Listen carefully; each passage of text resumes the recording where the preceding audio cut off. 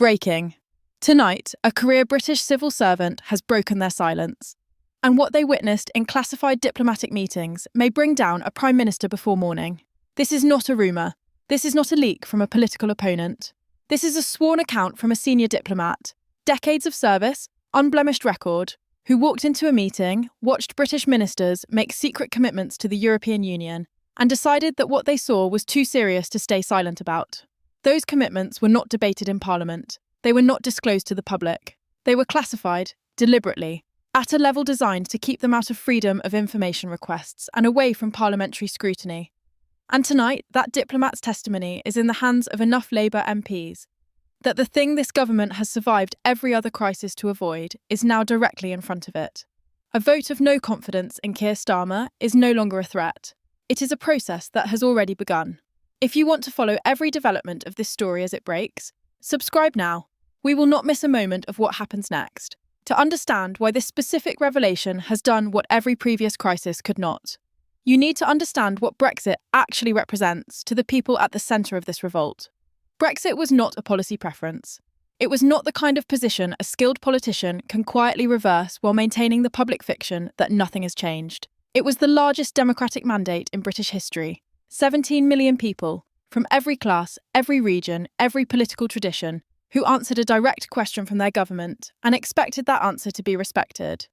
Keir Starmer, during the 2024 general election, looked directly into the cameras of Leave voting constituencies and promised he would not betray that decision. He won seats on the back of that promise. He built his parliamentary majority on it. The Supreme Court subsequently ruled that the government's EU regulatory alignment programme, conducted through executive channels specifically designed to avoid parliamentary scrutiny, was unconstitutional. That was damaging. That was historic. But it was not, as it turns out, the full picture. What the Supreme Court ruling could not address, because the legal challenge did not reach it, was a second mechanism. A mechanism that was, in constitutional terms, even more hidden than the regulatory alignment programme.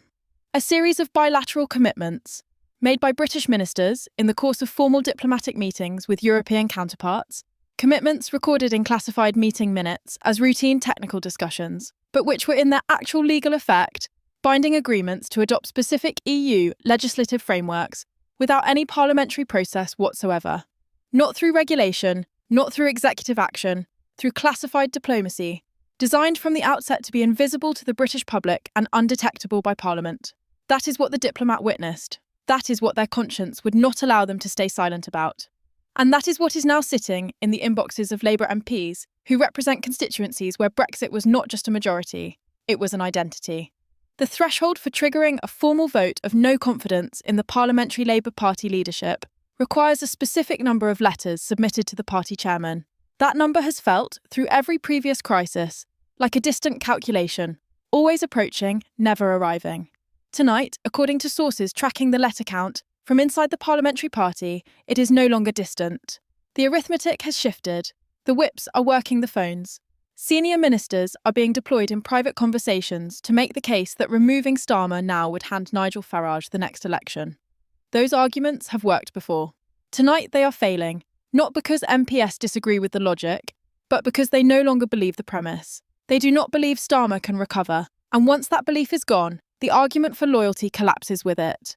The people writing letters tonight are not the natural rebels. They are not the ideological insurgents who never wanted Starmer in the first place.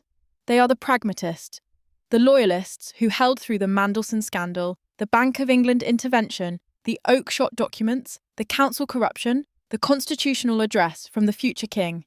They held through all of it because they believed the government could find its way back. They no longer believe that. And when the pragmatists stop believing, the mathematics of survival become impossible.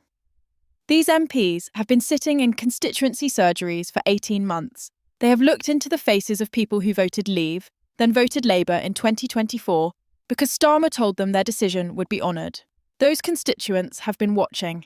They have been reading the court rulings, the leaked documents, the classified testimony. They have been drawing their own conclusions. And they have been walking into those surgeries and making those conclusions known. Simultaneously, Reform UK canvassers have been working those same constituencies with the energy and focus of an organisation that genuinely believes the seats are winnable. The MPs have seen it, they have done the maths, The combination of a betrayed electorate and a surging opposition has made the personal risk calculation invert completely, where staying loyal now carries greater political danger than breaking ranks. Once that inversion happens, the letters get written. If the threshold is reached and a vote of no confidence is triggered, the process is straightforward in its mechanics and devastating in its consequences. The party chairman notifies the leader. A vote is scheduled. It is conducted by secret ballot among all Labour MPs. A majority against Starmer triggers his resignation and a full leadership contest. If Starmer wins, he cannot be challenged for 12 months, which is precisely why the timing of this movement matters as much as the movement itself. The people coordinating the letter-writing process tonight are not acting impulsively. They have done their counting. They believe the numbers are there. The names now circulating as potential successors are being discussed, not as a hypothetical exercise, but as operational preparation. Whoever leads Labour after Starmer, if that moment is coming, will inherit a party that must simultaneously rebuild public trust after documented deception, credibly address the Brexit betrayal without losing its Remain-leaning metropolitan base, demonstrate verifiable commitment to constitutional governance, and face Nigel Farage in what every current polling model suggests will be the defining electoral contest of the next general election. That is not a leadership challenge. It is a salvage operation. And tonight, the question is not whether Labour can avoid it. The question is whether it has already begun. Nigel Farage said tonight that the British people have been patient, that they watched the courts work, that they watched whistleblowers come forward at personal cost, that they watched journalists follow the documents and reformers follow the money, and that through all of it, through every revelation and every ruling and every classified disclosure, the British people kept faith that the system, pushed hard enough, would produce the correction the situation required. Whether or not you agree with his politics, that framing captures something real about this moment. This is not a story about parliamentary procedure. It is not a story about letter counts or whipping operations or leadership succession mathematics.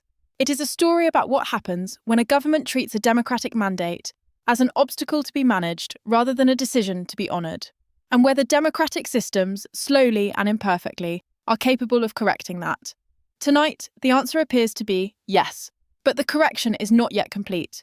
The letters are still being written, the numbers are still moving, and by the time you watch this, something may already have changed.